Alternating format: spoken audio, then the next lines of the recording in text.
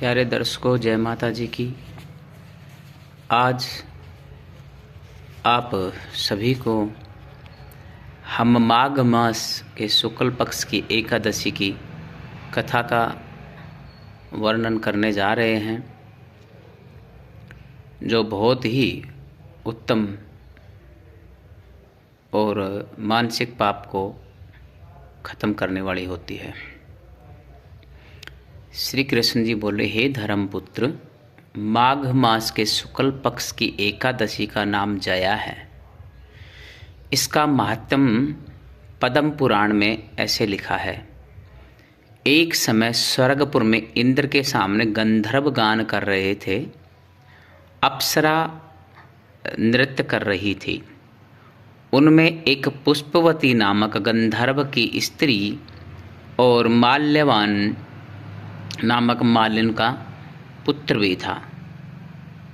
ये दोनों परस्पर एक दूसरे पर मोहित थे। काम के सेवक को महाअंधा कहते हैं।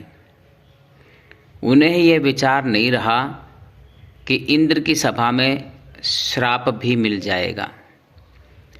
परस्पर दोनों की दृष्टि मिलने लगी। आपस में माल्यवान तो दीवाना होकर गाना भूल गया। देवराज इंद्र की सभा में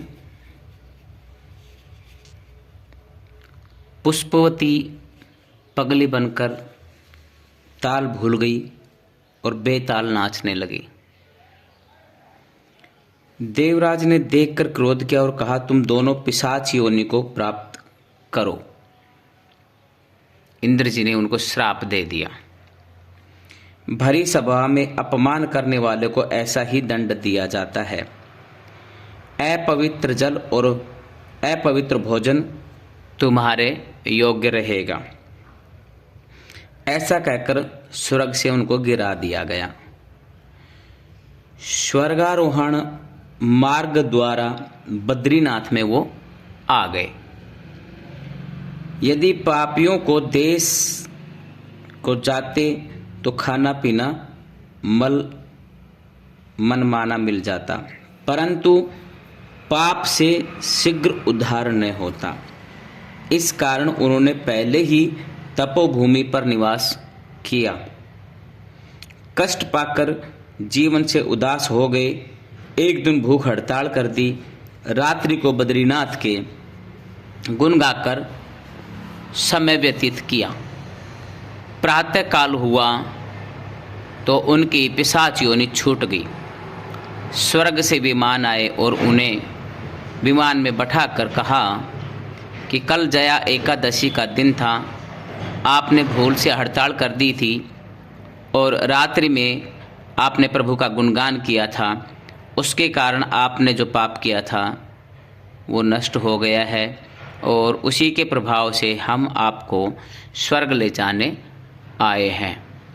बोलिए विष्णु भगवान की जय। एकादशी मैया की जय।